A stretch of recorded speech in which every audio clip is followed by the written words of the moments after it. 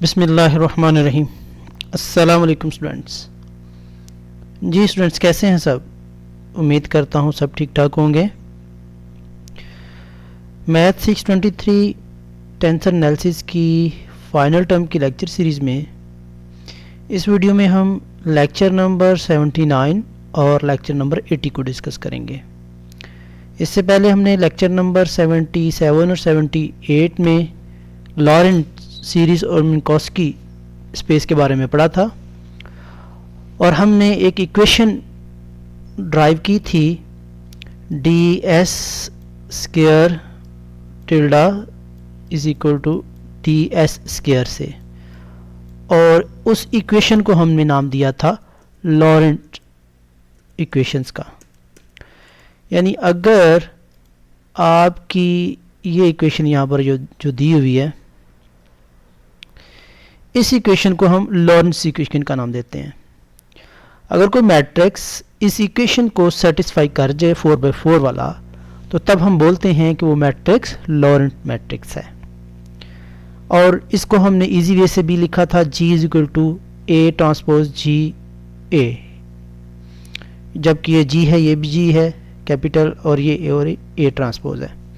अच्छा, इसका हमने ट्रांसफॉर्मेशन लॉ की तरह फार्मूला भी देखा था कि फार्मूला कैसे बनाते हैं। GRS is equal to Lorentz equation का याद रखिएगा। जैसे हम ट्रांसफॉर्मेशन लॉ बनाते हैं ना, यूनिवर्सल आपको मैंने रूल बता दिया हुआ है, वही है। RS है तो यहाँ पर IJ आ जाएगा। 2 इंडेक्स हैं तो 2 दफ़ा हम S की बजाय अब A वेरिएबल यानी partial A over partial A, इसमें भी partial A over partial A करते हैं, याद है आपको? ठीक है।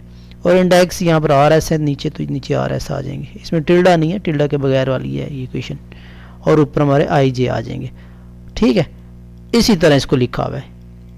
ठीक है जी, ये यहाँ पर डिनोशन है इसकी, तो ये तो आपको आना चाहिए।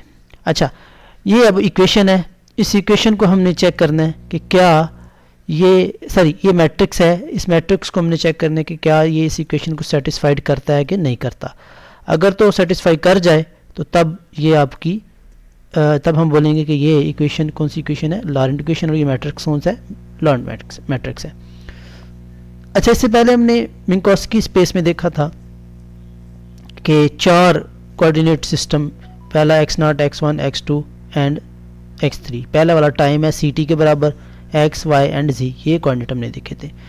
और इसी से हमने फिर इनको वेरिएशन भी दे के देखा था, जैसे GRS और GIJ, और ये यानी जो इक्वेशन है इसको हमने वेरिएशन दे के देखा था।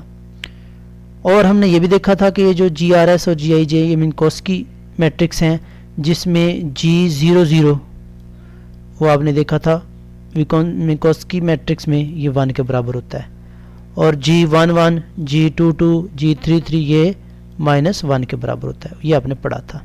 ठीक है, तो इसी इक्वेशन से हमने ये वेरिएशन दी, और वेरिएशन दे के हमने 3 इक्वेशन निकाली, A, B एंड C। अब ये जितनी भी वैल्यूज़ है ना लॉरेंट मैट्रिक्स में, मिन्कोस्की नहीं, लॉरेंट मैट्रिक्स में, ये A00 पहली वैल्यू शो कर रही है, A01 दूसरी, A02 तीसरी, A03 चौथी, इसी तरह A10 एंड सो ऑन, ये सारी वैल्यूज़ हम इस तरह इसको डिनोट करेंगे। तो अब इन इक्वेशन में अगर हम ये वैल्यू पुट करते हैं, अगर ये वैल्यू पुट करके जवाब 1 आ जाए, और ये वैल्यूज पुट करके जवाब -1 आ जाए, वेरिएशन देने के बाद ये पुट करके 0 आ जाए, तो तब हम बोलेंगे कि ये मैट्रिक्स कौन सा मैट्रिक्स है, लॉरेंट मैट्रिक्स है, जो कि इस इक्वेशन को सेटिस्फाई कर रहा है। ठीक है, तो अभी हमने पहले इक्वेशन A के लिए किया तो 1 आ गया, वो पुट करके देखते हैं ना, ये A00 आपका, ये जो A00 है ये आप देखें पहले वाला है। ठीक है, तो यानी ये सारी टर्म्स पुट करके आप आंसर देखेंगे 1 आ गया। इसी तरह B में देखेंगे -1 आ गया, इसमें देखेंगे तो ये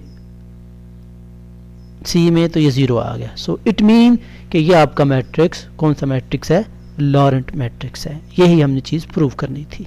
ठीक है, सिंपल है, कोई रॉकेट साइंस नहीं है इसमें। सेकंड क्वेश्चन देख लेते हैं जी। कह रहा prove that for simple Laurent transformation. अब ये लॉरेंट ट्रांसफॉर्मेशन, इस लॉरेंट ट्रांसफॉर्मेशन से हमने ऊपर वाली अखज़ की थी पीछे वाले लेक्चर में, ये वाली।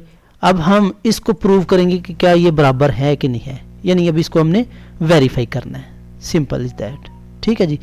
तो वेरीफाई करने के लिए वही सेम रूल के चार जो आपके कोऑर्डिनेट हैं वो हमने लेने हैं। पहले का आपका ट्रांसफॉर्मेशन रूल ये है। अब ट्रांसफॉर्मेशन इसने डिफरेंट तरीके से दी हुई है, मैंने आपको बताया था इसका फार्मूला क्या है, सिंपल फार्मूला बताया था याद करने का, बहुत सिंपल बताया था। अगर आपको याद हो सोचिएगा ज़रा क्या होगा जी, माइंड में आ गया? नहीं आया तो मैं आपको बता देता हूँ अगेन, बजाय इसके कि आप ये डिफ़िकल्ट सा फार्मूला याद करें, मैं आपको इजी फार्मूला बता देता हूँ जी। एक्स नाट यानी टाइम वाला जो पहला है, टिल्डा का ट्रांसफॉर्मेशन ला क्या बनेगा, ये तो आपने पढ़ा ही हुआ है कि ये एक्स नाट के ही बराबर आएगा। इसमें मैंने आपको बोला था कि एक्स नाट माइनस, इसी तरह एक्स वन वाला भी हम देख लेते हैं। पहले हम एक्स वन वाला देखेंगे, फिर हम एक्स नाट वाला देखेंगे। Is equal to X one लिखेंगे माइनस, सॉरी ये मैंने ऊपर लिखना था, माइनस बीटा एक्स नाट। ठीक है, और साथ किससे मल्टीप्लाई करेंगे, गैमा से। ठीक है, इस तरह इसमें भी एक्स नाट वाले में भी क्या आएगा, एक्स नाट माइनस बीटा एक्स वन आ जाएगा, सिंपल है। यानी आपको अगर एक याद हो तो दूसरा ऑटोमेटिकली याद हो जाएगा। जस्ट आपने एक्स वन की जगह एक्स नाट और एक्स नाट की जगह एक्स वन पुट करना है तो वो आपका एक्स वन बन जाएगा फार्मूला। ठीक है, और साथ क्या आएगा, गैमा आएगा। ओके, अब गैमा आपको पता है किसके बराबर होता है, 1/1 माइनस बीटा स्क्वायर के स्क्वायर रूट के, ये भी हमने पढ़ा था। ठीक है, ओके जी। तो x2 x3 चेंज नहीं होते, वो सेम रहेंगे। ठीक है, अब ये हमारा डी एस स्क्वायर का फार्मूला ये हमने अखज़ किया था। ये डी एस का भी मैंने आपको बताया था कि कैसे बनाना है। डी एस स्क्वायर है, चूँकि स्क्वायर है तो इसमें दो आपके x कंपोनेंट इन्वॉल्व होंगे, यानी एक्स आई और एक्स जे, साथ इनका डेरिवेटिव। ठीक है ना, और साथ आपका ये मिन्कोस्की मैट्रिक्स आ जाएगा आई जे। क्लियर हो गया? खैर, ये अब इसका फार्मूला ये आ गया, डी एस टिल्डा का फार्मूला टिल्डा में आ जाएगा ये वाला। ठीक है, और इसमें ये दोनों बराबर आएंगे क्योंकि मिन्कोस्की में ये दोनों बराबर होते हैं, फ्रेम ऑफ रेफरेंस चेंज नहीं होता, इनवेरिएंट होता है, तो ये बराबर आ जाएंगे। सही है, तो अब हमने इनको वेरिएशन दे देनी है। वेरिएशन कैसे देंगे, डी एस का ये है, पहले हम वेरिएशन 1 देंगे, 0 0 देंगे, फिर 1 1 देंगे, फिर 2 2, फिर 3 3। ठीक है, डी एस की जगह। फिर उसी तरह इनको वेरिएशन देने के बाद इनकी वैल्यूज़ हमने एक्स नाट की एक्स वन की निकाली, वो वैल्यू पुट करेंगे, तो वैल्यू पुट करके आपका आंसर राइट हैंड के बराबर आ जाएगा। नेक्स्ट लेक्चर हमारा लेक्चर नंबर 80, 4 वेक्टर्स के बारे में हम पढ़ेंगे कि 4 वेक्टर्स क्या होता है। इससे पहले हमने मिन्कोस्की स्पेस में या टाइम स्पेस में देखा था कि बेसिकली आपने इससे पहले पढ़ा हुआ था 3 कोऑर्डिनेट सिस्टम के बारे में पढ़ा था, 3 डायमेंशनल के बारे में पढ़ा था। तो मिन्कोस्की ने ये बताया था कि बेसिकली डायमेंशन 4 होती हैं, यानी उसने टाइम स्पेस में टाइम को भी इंक्लूड किया था। ठीक है, तो अब उसी रेफरेंस से जितने भी आपके वेक्टर्स हैं, एक्सेलरेशन हो गया, वेलोसिटी हो गई, उसको भी 4 कंपोनेंट में रिप्रेजेंट किया जाता है। पहले तो हम, अगर आपको याद हो, V X V Y V Z से डिनोट करते थे, लेकिन चौथा कंपोनेंट सी टी या एक्स नाट भी वेलोसिटी में हम रिप्रेजेंट करते हैं, वेलोसिटी में शो करते हैं। क्लियर हो गया? इसी तरह एक्सेलरेशन में भी हम करेंगे। ठीक हो गया? यानी अगर टाइम कंपोनेंट इन्वॉल्व हो जाए तो वो वेक्टर आपका क्या कहलाएगा, 4 वेक्टर का नाम आएगा। और उस 4 वेक्टर में हम वी आई को इस तरह डिनोट करते हैं। अगर 4 वेक्टर है तो वी के ऊपर इंडेक्स आई लगा देंगे। ठीक है जी।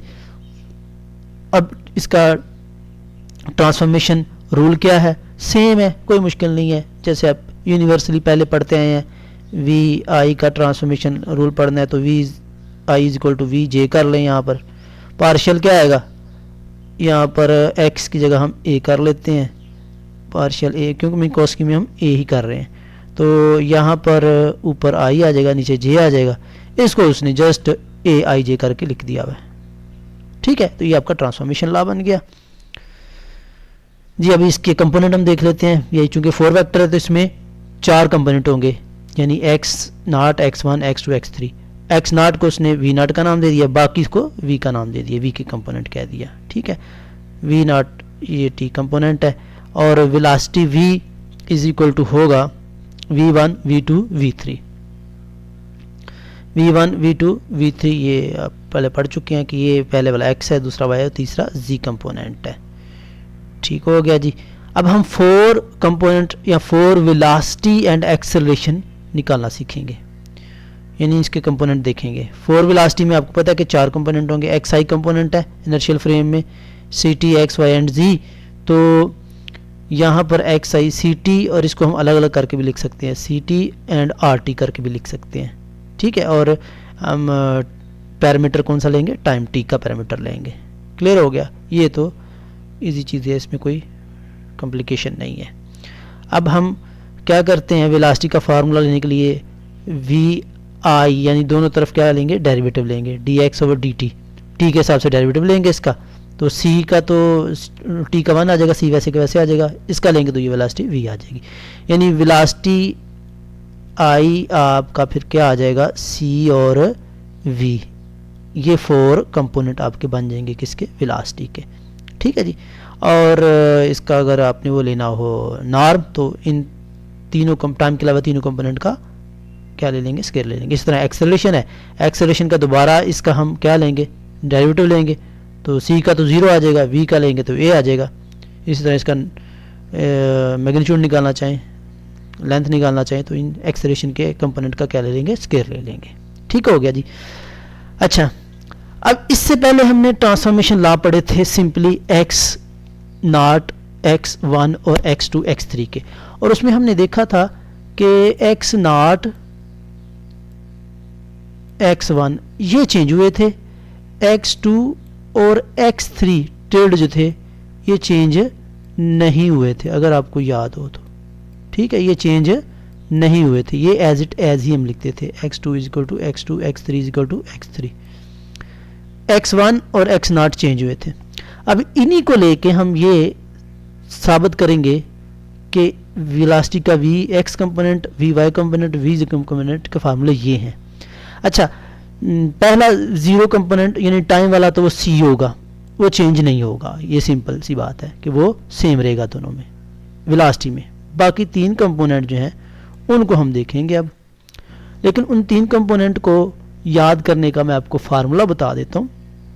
फार्मूला ये है कि जिस तरह उसमें पहला और सॉरी x1 x2 चेंज हुए थे, बाकी चेंज नहीं हुए थे, इसमें भी आपने क्या करना है, पहला तो चेंज नहीं होगा, बाकी तीनों चेंज होंगे। ठीक है, बाकी क्या होंगे, तीनों चेंज होंगे।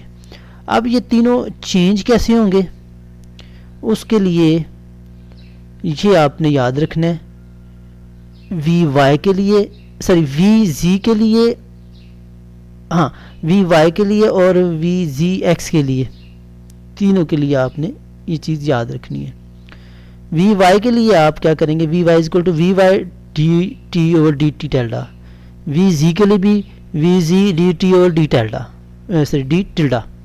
अब डी टी और डी टिल्डा किसके बराबर है, 1 over gamma 1 minus V X V over C square. अगर जी की जगह यहाँ पर देखें, अगर मैं सारी वैल्यू लगाऊं, ये जो था ना, ये आपने पढ़ा था गैमा, गैमा किसके बराबर था, 1 ओवर 1 माइनस क्या था, बीटा का स्क्वायर सारे का स्क्वायर रूट।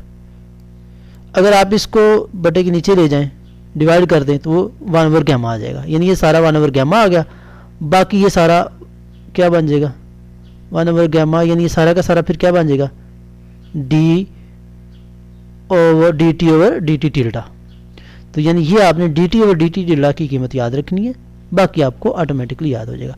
वी एक्स का जो है ये आप ज़ुबान याद रख लीजिएगा, V X minus V 1 minus V X V over C square. ठीक है, इसमें यहाँ ये कर लें कि आप बस गैमा निकाल दें, बाकी सारा वही आएगा। ठीक है, बस ऊपर नीचे दोनों सेम आएंगी, V X minus V 1 minus V X V over C square. ठीक है, यानी वी एक्स की आपको याद रखनी पड़ेगी, बाकी ये आप ट्रिक से याद कर सकते हैं। वी वाई डी टी और डी टी टिल्डा, यहाँ पर वाई के लिए जो है ना सी और वी आपने हटा देना है, ये जो वी और सी है ना ये हटा देना है। ठीक है, ओके। अब इसको हम प्रूव भी कर सकते हैं, ड्राइव भी कर सकते हैं। ड्राइव कैसे करेंगे ये हमें पता है, ये सारी इक्वेशंस। ठीक है, अब इससे अगर हम लें डेरिवेटिव, सॉरी ये हमें गैमा की कीमत का पता है, ये एक्स नॉट की कीमत का पता है। अगर हम इक्वेशन स्टेरिक से लें, क्या लें, इसकी कीमत निकाल लें, एक्स नॉट की किसकी इक्वल है, सी टी टिल्डा आ जाएगी। ठीक है, और इसमें इसकी कीमत निकाल लें तो जस्ट गैमा लगा दिया इधर। ठीक है, 1 ओवर 1 माइनस ये गैमा आ गया, यानी ये आपकी न्यू इक्वेशन बन जाएंगी। अब इन न्यू इक्वेशंस में पहली इक्वेशन जो है इसको हम डिफरेंशिएट कर लेते हैं टिल्डा के हिसाब से, टिल्डा के रेफरेंस से, रिस्पेक्ट से टी टिल्डा के। तो टी टिल्डा के करेंगे तो टी का 1 आ जाएगा, ये सी आ जाएगा। इधर करेंगे डी टी और डी टिल्डा, यहाँ पर चेन रूल अप्लाई किया है, मैं मज़ीद इन डिटेल नहीं जा रहा। चेन रूल अप्लाई करने के बाद ये चीज़ आ जाएगी, डी टी और डी टिल्डा, यानी डी टी और डी टिल्डा की कीमत ये आपकी फाइनली आ जाएगी। ठीक है, ये कीमत आप यहाँ पर पुट कर सकते हैं, डी टी और डी टिल्डा। अब ये डी टी और डी टिल्डा, पहले तो ये इक्वेशन आ गई, डी टी और डी टिल्डा की कीमत आप उसमें रख सकते। अब ये दूसरी इक्वेशन ले लें। पहले हमने ये इक्वेशन ली है। ठीक है, अब हम दूसरी इक्वेशन ले लेते हैं। दूसरी इक्वेशन को सॉल्व करेंगे तो वी एक्स का ये आंसर आ जाएगा, इसी तरह वी वाई का ये आंसर आ जाएगा और वी जी का ये आंसर आ जाएगा। ठीक है, इसी तरह आप एक्सेलरेशन के भी ट्रांसफॉर्मेशन ला निकाल सकते हैं। इसी तरह वी एक्स से आप ट्रांसफॉर्मेशन यानी वेलोसिटी से एक्सेलरेशन के भी निकाल सकते हैं। क्लियर हो गया जी?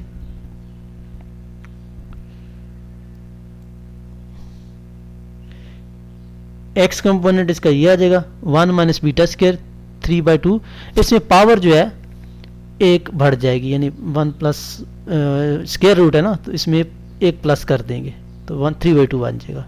ठीक है, नीचे 1 minus V X C square whole की पावर क्यूब। इस तरह ए वाई कंपोनेंट निकाल लेंगे, ए जी कंपोनेंट निकाल लेंगे। ठीक है जी, होपफुली आपको इसकी समझ आई होगी। कुछ कॉम्प्लिकेशन हुई तो आप कमेंट में ज़रूर पूछिएगा। प्लीज़ चैनल को सब्सक्राइब कर दीजिए। अल्लाह हाफ़िज़।